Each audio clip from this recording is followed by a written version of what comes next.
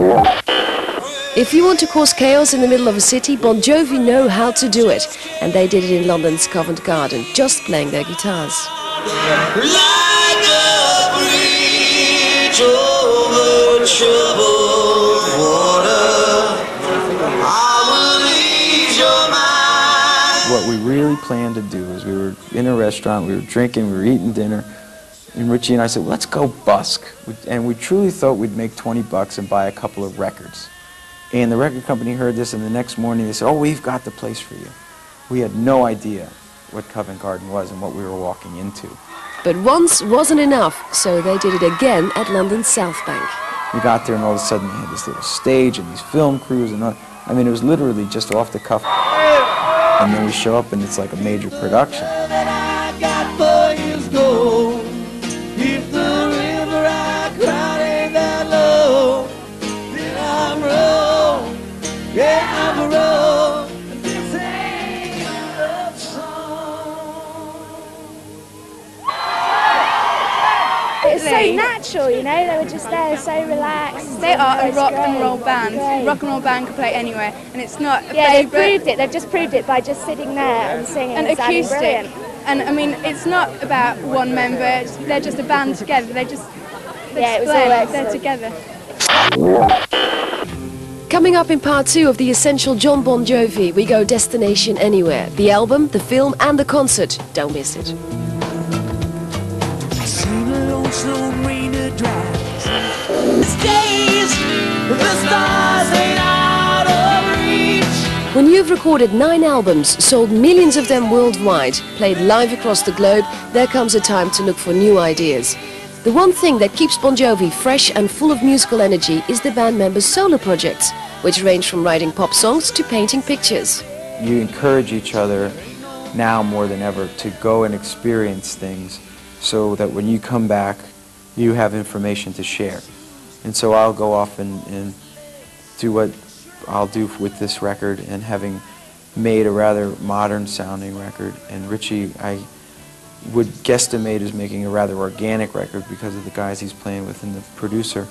So it's going to be 2 different viewpoints coming back into the band. And what Tico likes to do at this time is walk away from it. You know, he won't be playing, he won't be doing anything recording-wise. And now he's found something in art that's giving him an outlet. And Dave is doing a record currently with Dr. John. And so I know as a player he's going to learn a ton, and he's writing for Dr. John. So I know that this time he's going to be able to bring back some information. So it's an exciting time to know that the future holds, you know, new things for us. It's an exciting time for Jon with the release of his new solo album, Destination Anywhere, which takes him on a new musical journey. Well, just the writing and the recording of it was greatly influenced by my time in England, you know, the time spent in London doing the film, and so it's obvious when you hear the record that, you know, there was something going on in my life. And sitting over there doing a film, not something I thought 10 years ago I'd be doing, starring in a movie and walking away from what was a huge tour to being by yourself in this little trailer in South London was a real liberating time.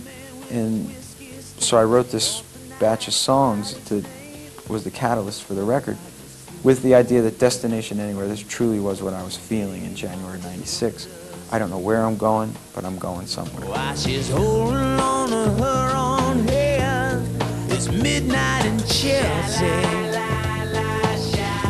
Midnight in Chelsea. The album's first single is Midnight in Chelsea, which was written in an afternoon spent with some very special friends. The story is while I was in London last year, and I was doing The Leading Man, Bruce Willis was in London doing a movie called The Fifth Element.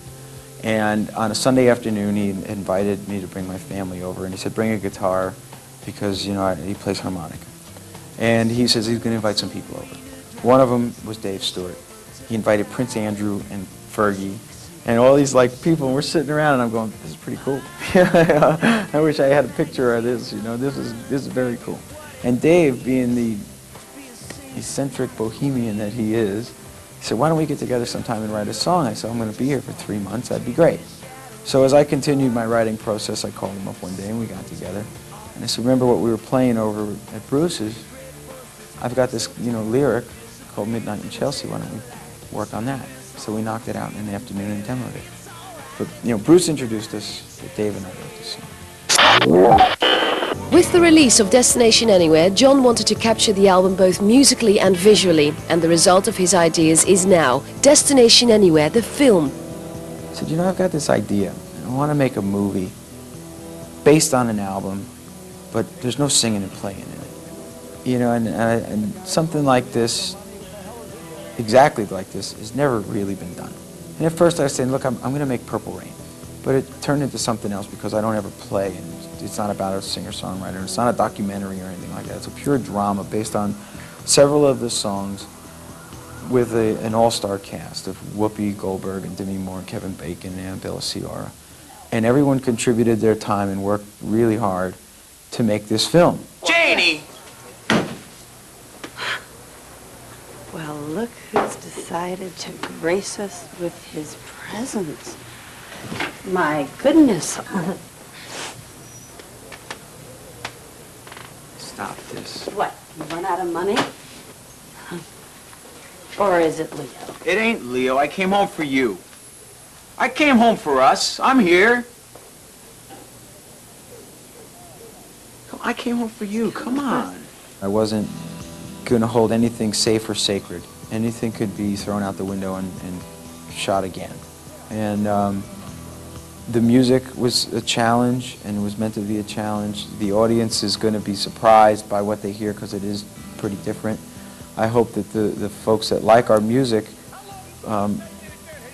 will still like this because it is part of that same journey. It's just a continuation of it, but it's not the same old. I mean, I couldn't make the same old record.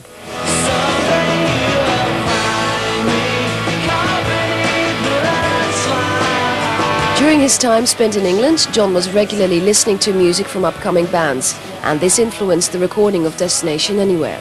Oasis was at its height, while I was in England, and Pulp and Blur and the Manics. Those are records that we wouldn't have heard in America, and they were on the radio here, and they were on the video here, and you read about them every day, and so you couldn't help but be influenced by the whole British invasion again, because now, finally Britain was giving something back to America, which it hadn't done for a while.